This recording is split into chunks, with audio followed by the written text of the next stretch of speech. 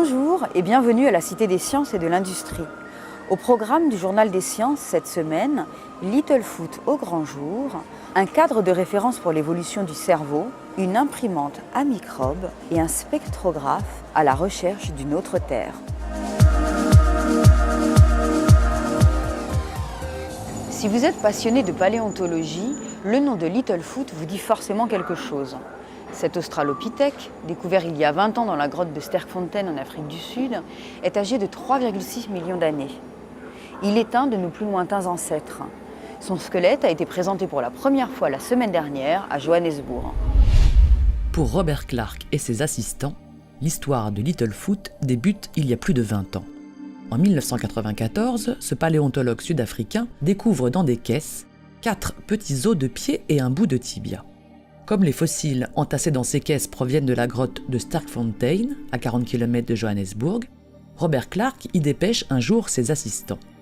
Coup de chance, après seulement 48 heures de recherche, Stephen Motsumi et Nkwane Molefe distinguent dans une couche de roche très dure un corps dont le squelette correspond aux petits os déjà découverts. Extraire ce squelette de sa gangue de pierre va prendre 20 ans, et c'est seulement en ce mois de décembre que le squelette entier de Littlefoot a été dévoilé à Johannesburg. Littlefoot est en fait une australopithèque femelle, âgée d'une trentaine d'années, qui du haut de ses 1,35 m a foulé le sol de la planète il y a plus de 3,6 millions d'années, soit quelques centaines de milliers d'années avant Lucie. C'est aussi le squelette d'australopithèque le plus complet découvert à ce jour. L'analyse des ossements par l'équipe de Robert Clark est désormais terminée et d'importants résultats devraient être publiés dans les semaines et les mois à venir. Littlefoot sera ensuite mis à disposition d'autres équipes pour de nouvelles investigations. Autant dire que l'histoire de Littlefoot ne fait que commencer. Comment le cerveau et ses différentes structures évoluent-ils tout au long de l'existence ? Pour le savoir, une équipe internationale a réalisé une étude d'une ampleur exceptionnelle portant sur 3000 IRM de sujets âgés de quelques mois à 90 ans.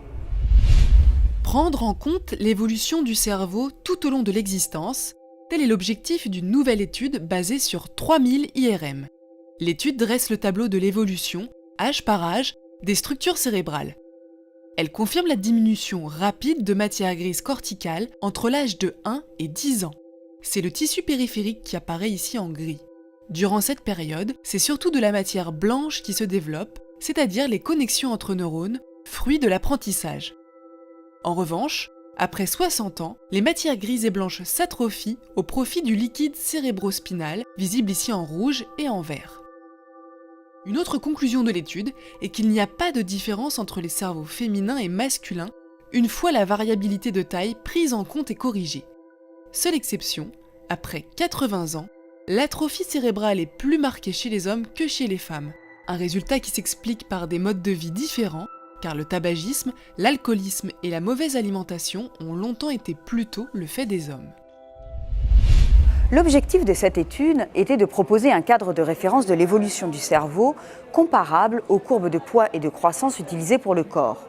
On en est encore loin, certes, mais ces premiers résultats pourraient contribuer par exemple au diagnostic précoce de maladies neurodégénératives. Plus grand-chose ne résiste à l'impression 3D, y compris dans le domaine de la biologie. Cette fois-ci, des ingénieurs allemands ont trouvé le moyen d'imprimer des bactéries vivantes et les applications de cette imprimante à microbes sont plutôt surprenantes. Les bactéries peuvent nous être très utiles, la preuve. Les chercheurs de l'École polytechnique fédérale de Zurich ont développé un gel qui permet d'imprimer de véritables mini-usines biochimiques. Les propriétés de ce gel biocompatible varient en fonction des bactéries choisies. Dans les essais présentés ici, l'équipe en a utilisé 2 sortes, Pseudomonas putida et Acetobacter xylinum. Pseudomonas putida peut décomposer un polluant chimique toxique qui est produit à grande échelle dans l'industrie chimique, les phénols, tandis qu'Acetobacter xylinum sécrète de la cellulose. Cette substance bactérienne soulage la douleur, retient l'humidité et présente l'avantage d'être stable, ouvrant des applications potentielles dans le traitement des brûlures. Et ce n'est pas tout, cette plateforme d'impression offre de nombreuses combinaisons potentielles. En un seul passage, les scientifiques peuvent utiliser jusqu'à 4 encres différentes contenant différentes espèces de bactéries.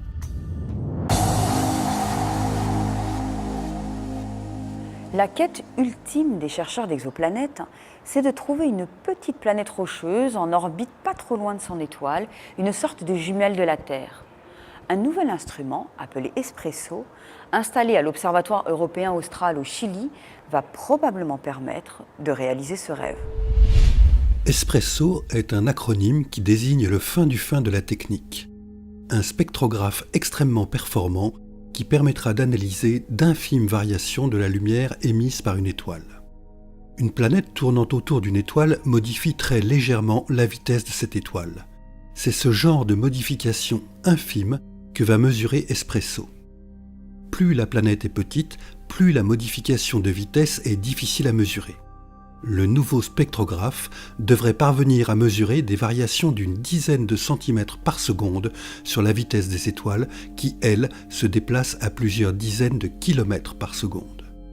Pour parvenir à ce résultat de détail, il faut de la lumière, beaucoup de lumière. C'est pourquoi Espresso ne recevra pas la lumière d'un seul télescope, mais des 4 télescopes de 8 mètres en même temps. Ce tout nouvel instrument a reçu sa première lumière le 27 novembre. Il fonctionne parfaitement et devrait d'ici le début de l'année être opérationnel et découvrir enfin des planètes comparables à la nôtre. Ce journal est terminé. Rendez-vous la semaine prochaine pour un nouveau tour d'horizon de l'actualité scientifique. D'ici là, retrouvez-nous sur le site de la rédaction scienceactualité.fr. À bientôt.